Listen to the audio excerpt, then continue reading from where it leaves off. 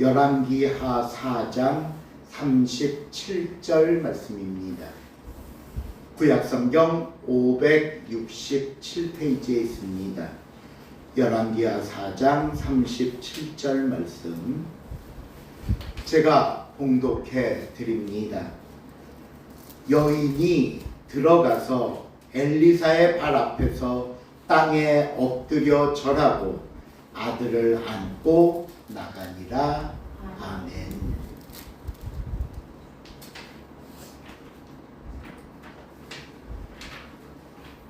오랜만에 다시 열왕기 하에 있는 엘리사 선지자의 이야기로 돌아왔습니다.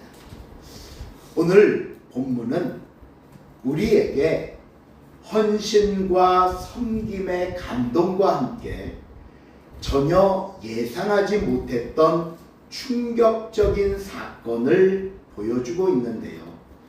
오늘 본문에 나오는 수넴 여인을 통해 우리가 그 이야기를 들을 수 있습니다. 먼저 첫 번째 내용인 수넴 여인의 아름다운 헌신과 섬김의 이야기입니다. 오늘 본문 8절 말씀 같이 한번 읽어볼까요? 시작. 하루는 엘리사가 수넴에 이르렀더니 거기에 한 귀한 여인이 그를 간구하여 음식을 먹게 하였으므로 엘리사가 그곳을 지날 때마다 음식을 먹으러 그리로 들어갔다. 엘리사 선지자가 수넴이라는 동네에 들어가 한 여인을 만났는데 성경은 이 여인을 가리켜 귀한 여인이었다라고 말합니다. 자, 먼저 수넴이라는 동네가 어디 있는지 한번 우리가 봐야지요. 지도를 한번 보십시오. 지도를 보시면 요 위에 좀 가렸지만 여기가 갈릴리 호수지요. 그리고 밑으로 쭉 요단강이 흐르고 있고 여기 나오진 않지만 이제 이 밑에 사해가 있고요. 바로 갈릴리 호수 남서쪽 제가 파란 박스를 친 이쪽이 수넴이라는 곳입니다. 수넴. 오늘날에는 현재는 이곳 지명이 슐람 또는 술렘 지역으로 불리고 있는 곳인데 여러분 지도를 봐도 이렇게 초록색으로 되어 있는 초원지대임을 우리가 알 수 있듯이 여기는 이스라엘 평야가 있어서 농사가 잘 되는 비옥한 땅이면서 교통의 요충지였습니다. 그러니 앞에서 말씀대로 이 귀한 여인이라는 말의 의미는 뭐냐면요, 아주 큰 부자였다라는 말입니다. 그러니까 이 여인은 부자였다. 그 이름은 나오지 않아요. 그냥 동네 이름을 따서 수넴 여인.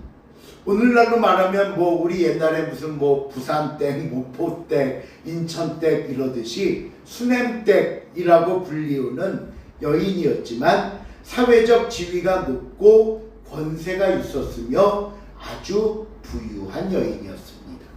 자, 그렇다면 이 여인의 헌신과 섬김은 어떤 모습이었을까? 먼저 우리가 살펴보려고 하는데요. 첫째로 수넴 여인은 항상 대접하며 섬기는 일에 최선을 다했습니다.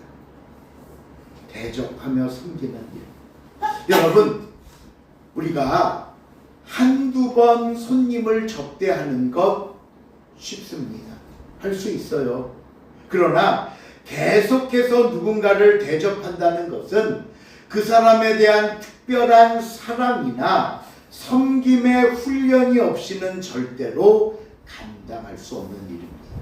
그런데 이 여인은 그 어려운 일을 매번 했습니다.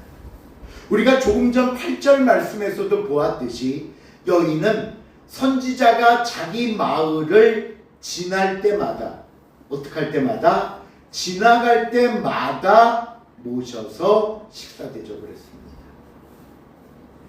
저도 종종 어떤 좀 우리 이 사는 요 주변을 벗어나 외곽 지역을 갈 때 그곳에 뭐 성도들이 있거나 아니면 아는 분이 있으면 가끔 지나면서 전화해서 안부를 물을 때가 있습니다.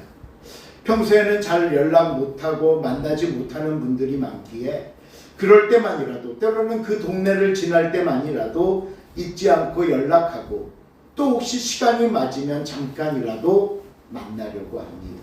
하지만 이런 것도 어쩌다 한두 번입니다. 오늘 수넴 여인은 선지자가 자기의 마을을 지날 때마다 자기 집으로 모셔서 음식을 대접했습니다. 그러니 그 마음 씀씀이가 얼마나 귀하고 아름답습니까? 그런데 이 수넴 여인의 섬김은 여기서 끝이 아닙니다. 뒤에 나오는 본문 10절 말씀을 보면요, 이 여인이 남편에게 부탁을 하는데 무슨 부탁을 하는지 한번 보세요. 청하건대 시작. 청하건대 우리가 그를 위하여 작은 방을 땅 위에 만들고 침상과 책상과 의자와 조대를 두사이다. 그가 우리에게 이르면 거기에 머물리라 하였더라. 여러분은 어떠세요? 내 집에 찾아오는 것도 아니고 그저 내 마을 지나가는데 일부러 맞으러 나가서 식사 대접할 수 있으십니까? 이 표정들은 다 보기 자신 없는 표정? 또 우리 집에 방 한 칸 정리해서 항상 오시면 머물다 갈 수 있도록 여러분 하실 수 있으세요? 쉽지 않습니다. 아니, 이건 쉽지 않은 정도가 아니라 거의 불가능합니다. 그런데 이 여인은 그렇게 했다는 거예요.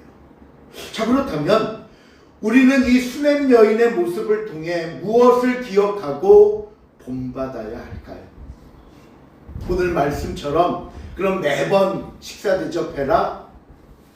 목사님 갈 때마다 매번 식사 대접해라? 저야 고맙죠. 근데 표정을 보니까 그럴 것 같진 않고, 그러면 매번 들렸다가 쉬었다 가실 수 있도록 해라? 아니요. 그런 게 아니라 오늘 우리가 이 여인을 통해 기억해야 할 것은 이렇게 한 수넴 여인의 마음입니다. 마음. 그래서 우리가 둘째로 살펴볼 것이 바로, 그럼 이 수넴 여인은 어떤 마음으로 이렇게 섬겼는가 하는 거예요. 어떤 마음으로. 오늘 본문 9절 하반절을 보니까요, 이 여인이 선지자를 섬긴 이유가 나옵니다. 왜 이렇게 했느냐? 그 이유를 뭐라고 설명하냐 하면요, 이 사람은 하나님의 거룩한 사람인 줄을 내가 아노니라고 말합니다.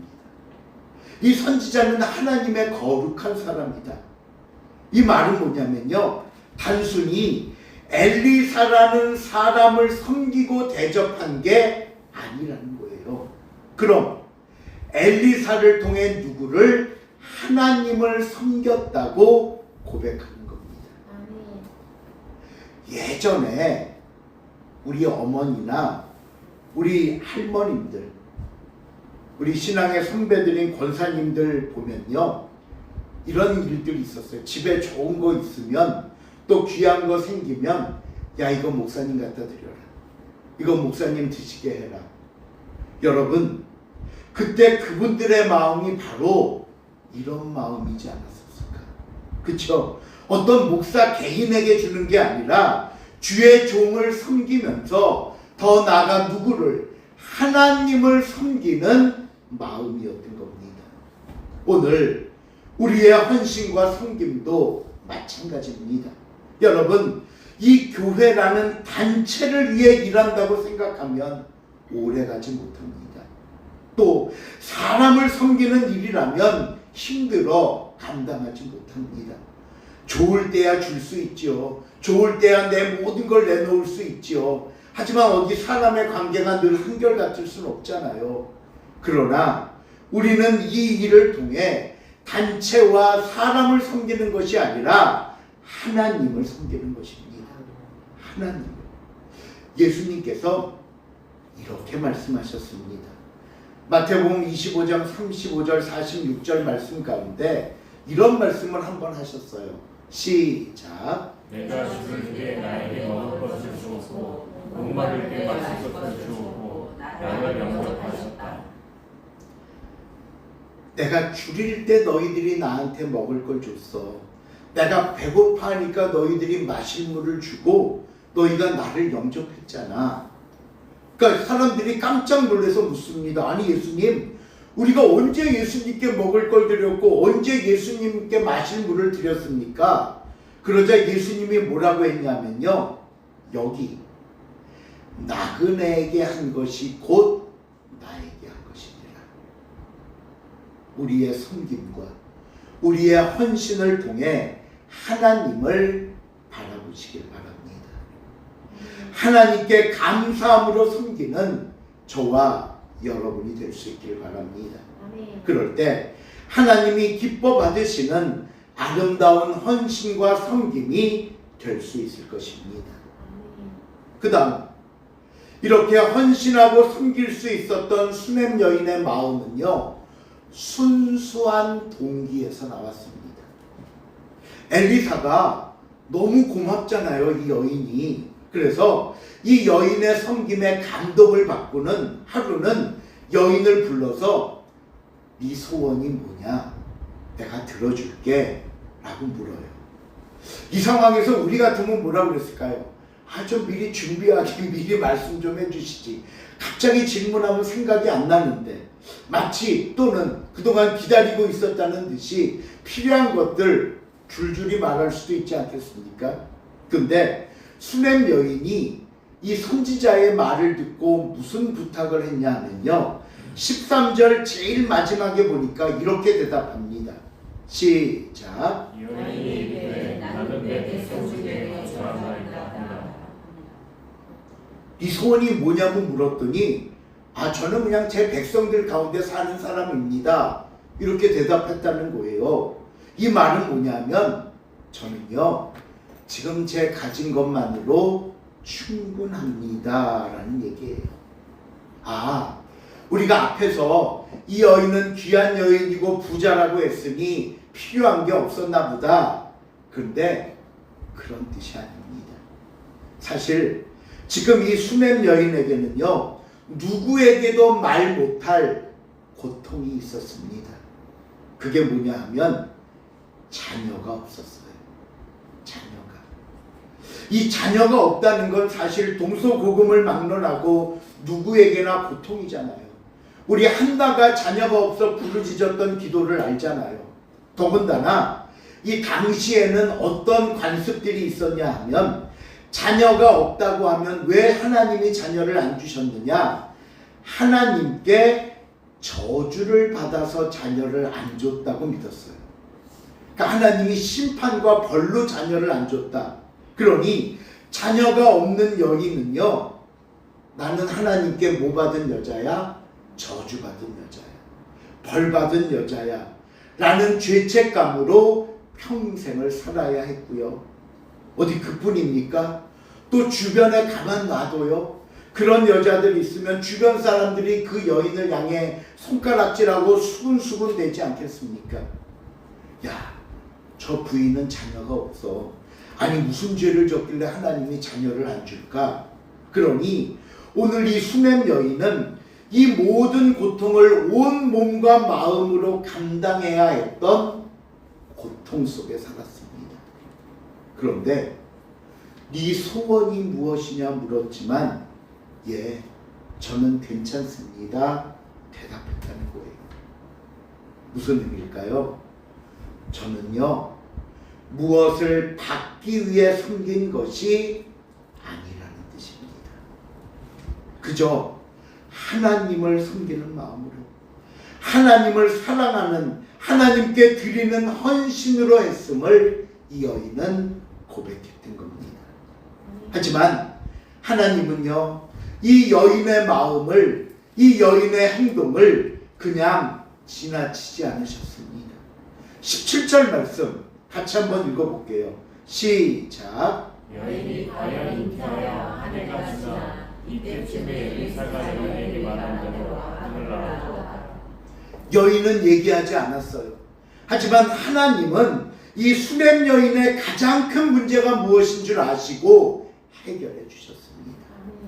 지금 이 여인에게 가장 필요한 게 무엇인지, 지금 이 여인에게 내가 줄 수 있는 가장 큰 축복이 무엇인지 하나님은 아시고 바로 그 문제를 해결하시고 그 축복을 허락해 주신 겁니다.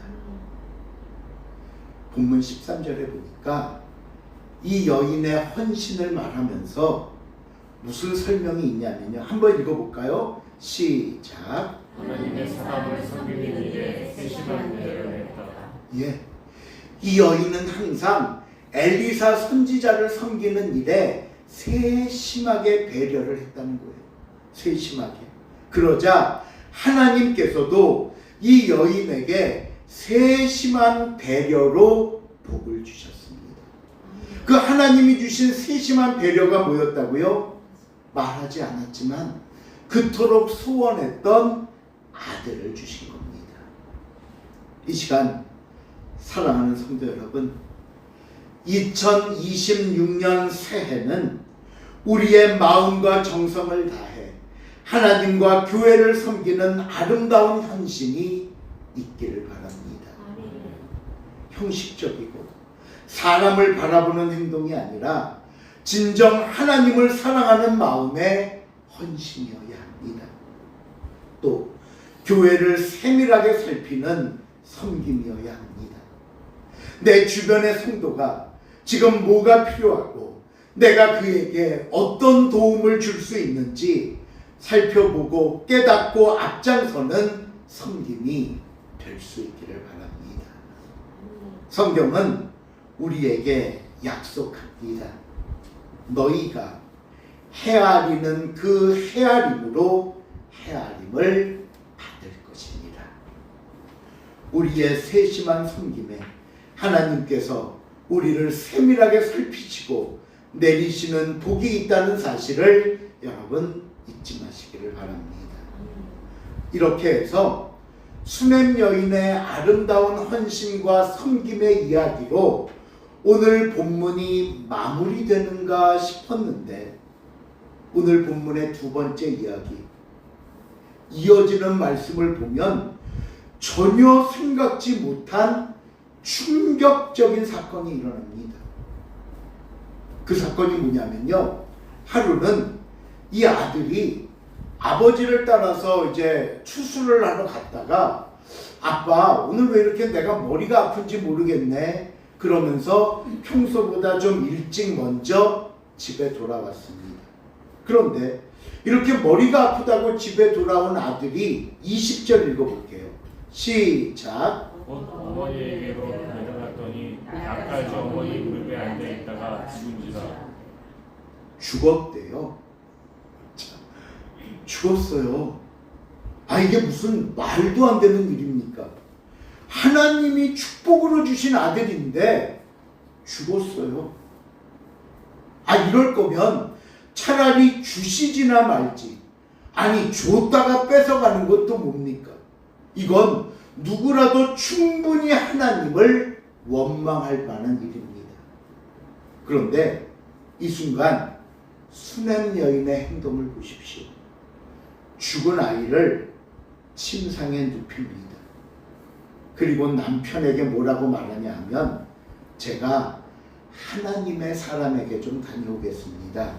선지자를 좀 만나러 다녀오겠습니다. 라고 말해요. 그러니까 남편이 이상할 거 아니에요.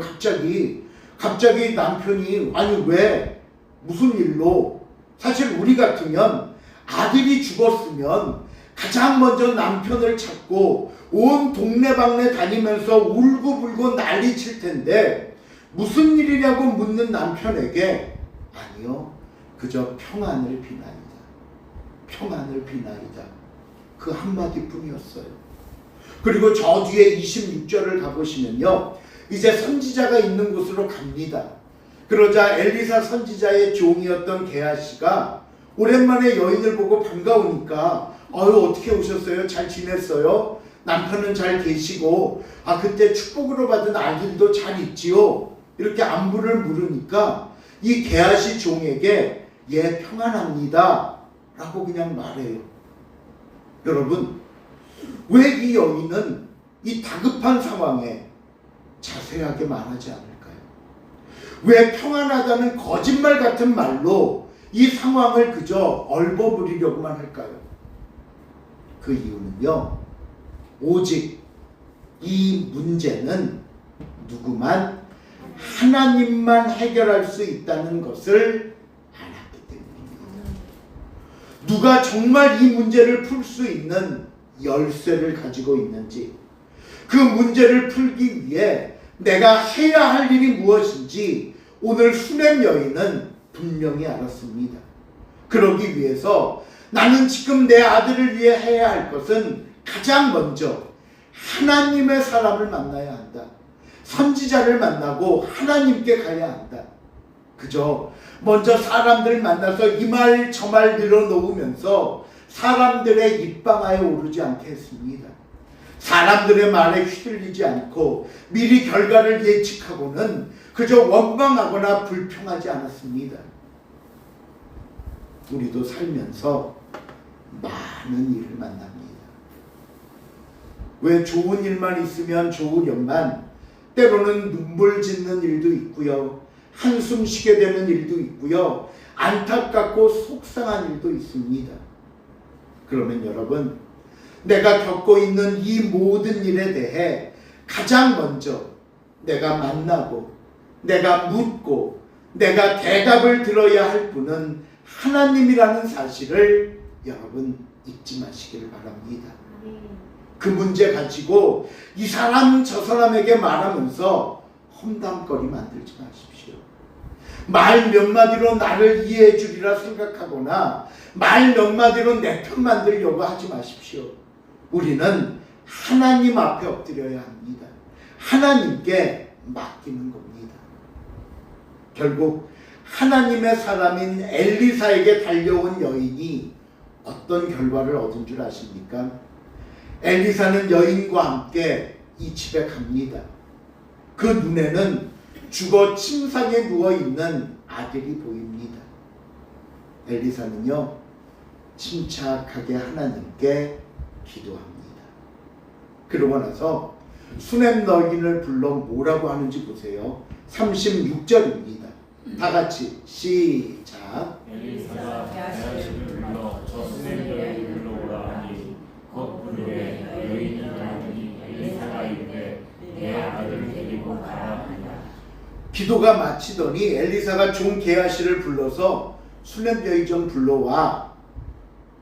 그래서 수냄 여인이 들어왔더니 이제 아들을 데리고 가라라고 말했다는 거예요. 자, 그럼 여러분, 이 아들을 데리고 가라고 한 것은 안 되겠어. 그냥 포기하고 죽은 아들을 데리고 가라는 것일까요? 아니면 살았으니 데리고 가라는 것일까요? 살았다는 거예요. 살았다. 그래서 마지막 37절, 제가 아까 함께 읽었던 본문 말씀 시작. 여인이 들어가서 엘리사의 발 앞에 엎드려 아들을 안고 나가니라. 이것이 하나님만 바라보는 사람에게 주시는 축복입니다. 세상에 휩쓸리지 아니하고 사람의 방식과 생각에 치우치지 아니하고 오직 하나님께로 달려가고 하나님께 모든 것을 맡기며 의지하는 사람이 받는 축복이라는 것입니다. 말씀을 맺습니다. 오늘 우리는 수냄 여인의 두 가지 모습을 살펴보았습니다. 첫 번째, 항상 섬기는 일에 최선을 다하는 모습입니다. 어떤 세상적인 욕심이나 무엇을 바라고 한 거 아니었습니다. 오직 하나님께 드리고 하나님을 섬긴다는 마음의 섬김이었고 세심한 마음과 배려의 헌신이었습니다. 두 번째, 아들을 잃는 끔찍한 상황에서도 그는 하나님만 바라봤습니다. 남편도 아닙니다. 사람도 아닙니다. 세상에 맡기지도 않았습니다. 오직 하나님의 사람을 찾아 그에게 부탁했고 하나님께 기도함으로 아들을 다시 돌려 받을 수 있었습니다. 오늘 저와 여러분도 수냄 여인처럼 하나님과 교회를 섬기는 일에 세심할 수 있기를 바랍니다. 제가 이 부분에 우리 성도들에게 얼마나 감사한지, 서로 자신이 하겠다고 말씀하시고, 뭐 부족한 부분이 있다니까 당신이 하겠다고 하시고, 이 부분은 내가 맡았으니 내가 책임지겠다고 말씀하시고, 저 우리 식당에 시계 고장 났는데, 뭐 모르고 지나칠 수도 있고, 알면서도 내 일이 아니다 싶을 수 있는데, 또 말도 없이 사다 걸어 놓으시고, 이런 하나하나가 다 세밀한 모습 아닙니까? 교회를 바라보고 성도들을 바라보는 그 세밀한 마음과 세밀한 모습에 하나님의 은혜와 복이 있는 것입니다. 부디 새롭게 시작하는 2026년 우리의 기도에, 우리의 소원과 우리의 섬김에 은혜와 응답의 시간으로 채우는 저와 여러분이 될 수 있기를 다시 한번 주님의 이름으로 부탁을 드립니다. 기도하시겠습니다. 하나님 감사합니다.